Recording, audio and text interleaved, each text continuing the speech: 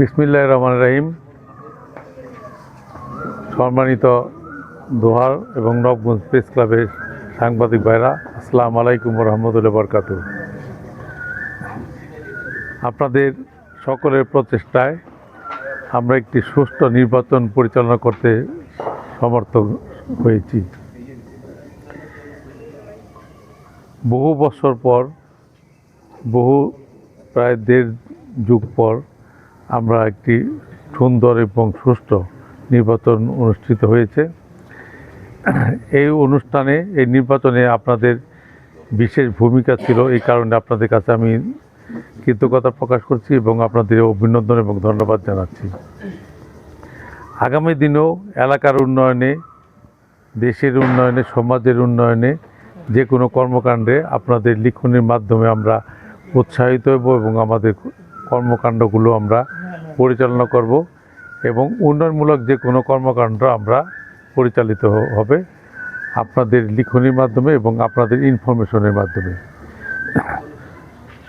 এর চেয়ে বড় কথা, উন্নয়নের আগে যে জিনিসটি আমাদের প্রয়োজন, আমাদের জনগণকে শান্তি দেওয়া প্রয়োজন।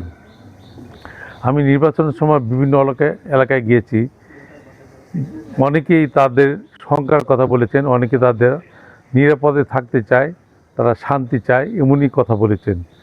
তাদের প্রথম কথা ছিল কিন্তু উন্নয়নের আগে শান্তি চাই, এমনই একটি স্লোগান তাদের মধ্যে ছিল।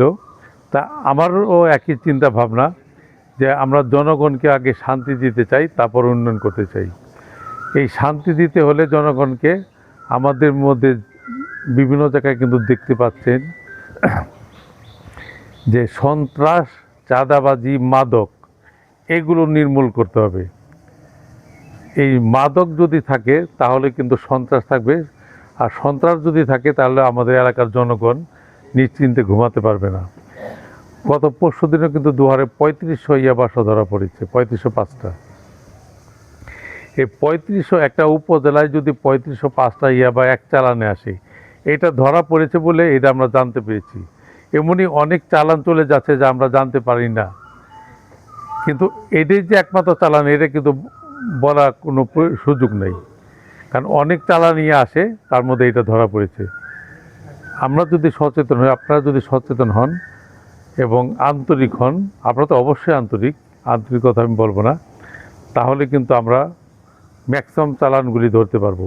এবং কয়েকটা চালান যদি আমরা পরপর ধরতে পারি তাহলে কিন্তু যারা ইনভেস্ট করে, তারা এই ব্যবসাটা করে, তারা আর ইনভেস্ট করতে আসবে না। তাই যদি না আসে তাহলে আমাদের এলাকা থেকে মাদকটা নির্মূল করা সম্ভব।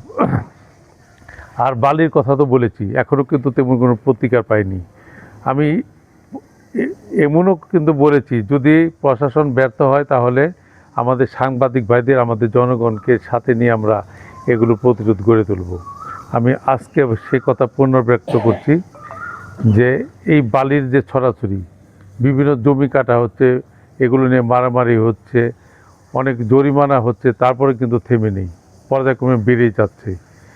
এগুলো যদি না থামে তাহলে ঈদের পর আমরা খুব কঠিন অবস্থানে চলে যাব।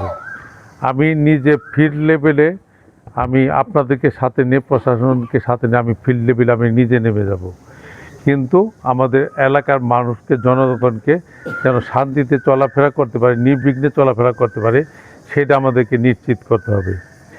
তারপর নির্বাচনের সময় বিভিন্ন জায়গায় বিভিন্ন ওয়াদাগুলো আপনাদেরকে সামনে দিয়েছি, আমরা আগে সেগুলো স্মরণ করে দিবেন। এবং যে সমস্ত এলাকা যায়নি সেখানে তো ওয়াদা করাও সম্ভব হয়নি। মোট কথা 92 যে উন্নয়নগুলো করার দরকার, সমস্ত উন্নয়নগুলি আমি পর্যায়ক্রমে করতে চাই। বিভিন্ন দপ্তর আছে এখানে, এলজিডি আছে, জেলা পরিষদ আছে, রোডস অ্যান্ড হাইওয়েজ আছে, ওয়াটার ডেভেলপমেন্ট বোর্ড আছে, তারপর এই ত্রাণ মন্ত্রণালয় আছে, বিভিন্ন মন্ত্রীর সাথে আমার অলরেডি কথা হয়েছে। তারা বলেছে আপনার এলাকা নিয়ে মুভ করেন, এলাকা উন্নয়ন করেন, আমরা আপনাকে সহায়তা করব। তাদের আশ্বাসের পরিপ্রেক্ষিতে আমি বলতে চাই, আমাদের এলাকার যত রকম উন্নয়ন দরকার সমস্ত উন্নয়নগুলো করতে চাই।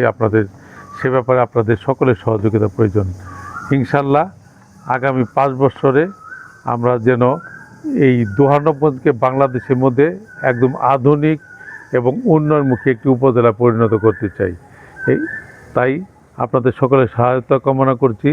এবং ঈদের দিন রাষ্ট্রীয় প্রোগ্রামে আমি সকালে স্মৃতিসৌধে যাব, তারপর প্রধানমন্ত্রীর সাথে দেখা করতে যাব। এর জন্য হয়তো আপনাদের সাথে এতটা মিশার সুযোগ পাবো না।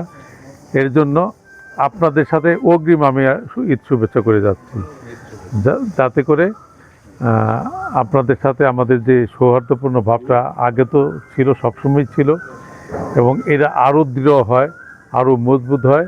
ঈদের পরেও দেখা হবে, ঈদের আগেও আপনাদের সাথে প্রথম দেখা হলো।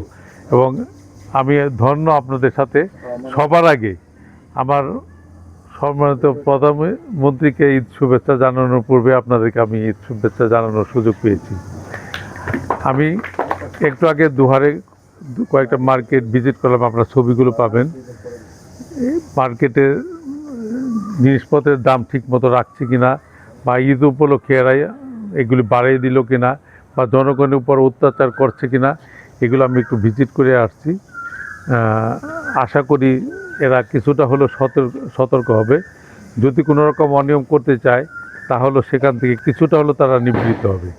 এর জন্য আমরা যদি সকলেই সচেতন হয়ে একসাথে কাজ করি তাহলে ইনশাল্লাহ আমাদের এলাকার উন্নয়ন আমরা করতে পারবো, এলাকার আমরা সন্ত্রাস, মাদক, চাঁদাবাজি বন্ধ করতে পারবো, এবং জনগণের মুখে যে প্রত্যাশা, জনগণের যে প্রত্যাশা, তাদের মুখে আমরা হাসি ফোটাতে পারবো।